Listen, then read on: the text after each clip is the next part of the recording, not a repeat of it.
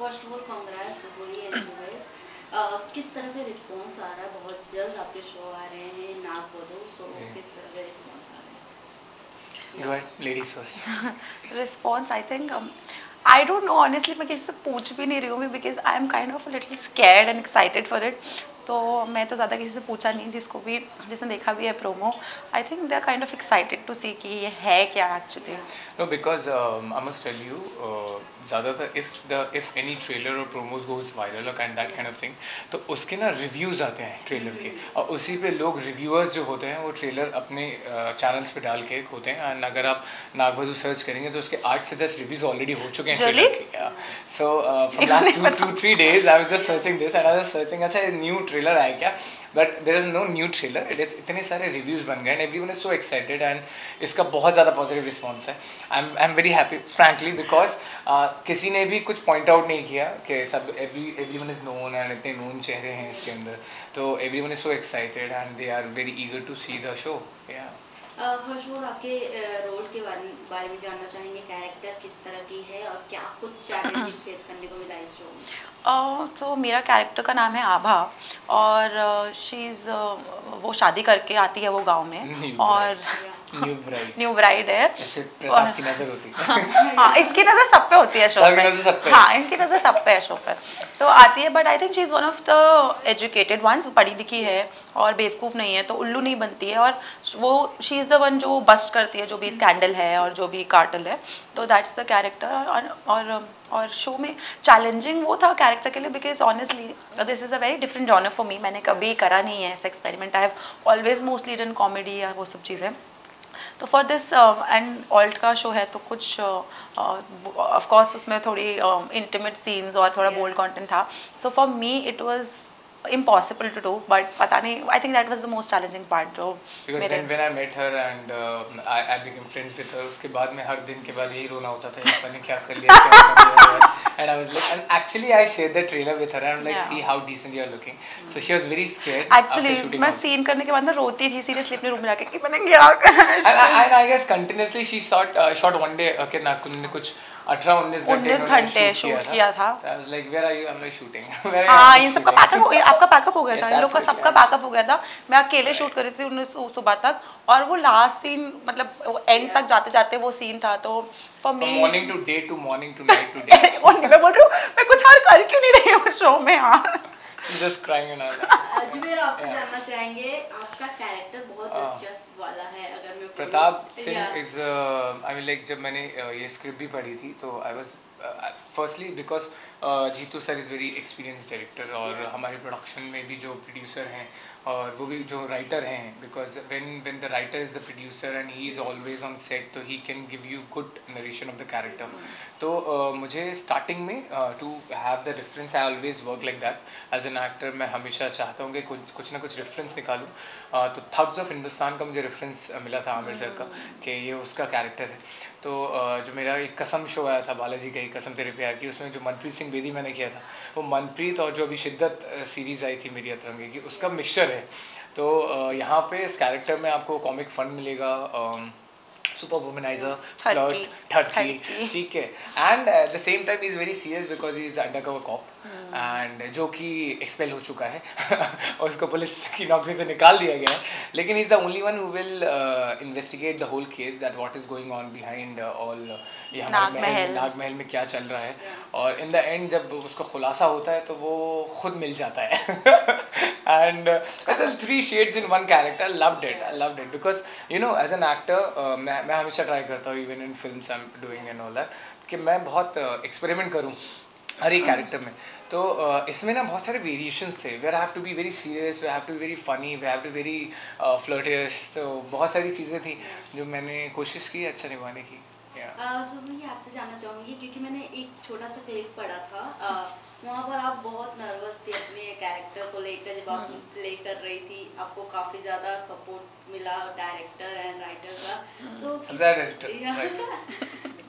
किस तरीके से आपने अच्छा बीटीएस नहीं देखा आपने? शायद बीटीएस देखा होता राइट। तो कुछ बताना चाहेंगे आप? तो ऑनेस्टली मेरे लिए ये पहली बारी था कि मुझे इतना बोल्ड कैरेक्टर, मतलब कैरेक्टर बोल्ड नहीं है बट देयर आर सीन्स जो थोड़े इंटीमेट सीन्स है। हाँ, तो वो मेरे लिए मुझे, क्योंकि कोई आइडिया, जब आपको किसी चीज़ का आइडिया नहीं है कि ये कैसे होगा, कैसे शूट करेंगे, तो वो बहुत नर्वसनेस थी मुझे कि मुझे पता नहीं क्या करेंगे। तो देयर वाज अ सीन जहाँ पे जो इंटीमेट सीन था और पूरा सेट लगा हुआ था और पूरे सेट में बहुत सारे लोग थे और मैं सेट पे पहुंची। एक तो पहली बात हमारे कपड़े भी काफ़ी रिवीलिंग थे, तो आपको हमेशा थोड़ा आप कभी इधर से ठीक, कभी इधर से ठीक, कभी इधर से ठीक, वो ट्रेलर में भी यूज हुआ है, it was looking very good. ऐसे कर रहे कपड़े। तो फॉर मी इट वाज कि मैं कपड़े संभालूं, कि मैं पहले सीन करूंगी कि लोग देख रहे हैं, तो घबराहट होती है। और इतनी सारी यूनिट में मोस्टली सब मेल्स ही थे। तो पर जब हम सेट पे गए तो हमारे जो डायरेक्टर थे हमारे, जीतू सर, उन्होंने बोला तू टेंशन मत ले, तू बस अपनी एक्टिंग देख, बाकी मैं सब देख लूँगा। तो उन्होंने they had drawn up these big black curtains, ऐसा ना 2 रॉड लगा के इतने बड़े काले पर्दे लगा दिए ताकि जिस एरिया में शूट हो रहा है वो कवर हो जाए। सो इन केस कि कोई पास भी करता है, वैसे पूरी यूनिट को बाहर निकाल दिया था, बट कोई पास भी करता है तो ना देख पाए कुछ भी, तो वहाँ से थोड़ा कंफर्ट आने लगा। लेकिन फिर भी जब वो सीन पहले तो मुझसे हो ही नहीं रहा था, like I didn't know what to do, मैं इतनी घबराहट हो रही थी, it was very weird for me. तो बोलते तुझे कुछ करना थोड़े, you just have to give expressions.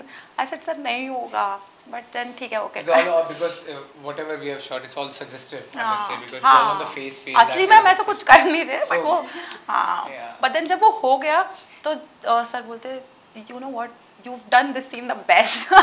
तो फिर जाके थोड़ा थोड़ा नेक्स्ट सीन तक थोड़ा थोड़ा कंफर्ट होने लगा, क्योंकि सबको पहचान भी रहे थे और फिर सबसे फ्रेंडशिप भी हो गई, and then they all made us comfortable. आप दोनों से जानना चाहूंगी, जिस तरह के सीरीज का नाम है नागवधु, इसके बारे में कुछ बताना चाहेंगी? कहानी कैसा और कैसे होने वाला है, लोग किस लिए अट्रैक्ट हो इस? ब्यूटीफुल स्टोरी, आई मस्ट से, वेरी ट्विस्ट एंड टर्न। और जैसे नागवधु में बताया जा रहा है, नाम से ही it is defining like this एक कहानी, तो नाग की वधु, राइट। सो वो वधु होती भी है, नहीं भी होती है, it's a marvellous story. I mean like जब आप लोग देखोगे तो मुझे जब when I heard the story and I just preparing myself for the whole script, I was very very curious because you know there are different shades of the whole story। मतलब पहला episode जहाँ खत्म होगा, second curiosity, third curiosity, मतलब नाम सुन के अजीब लगता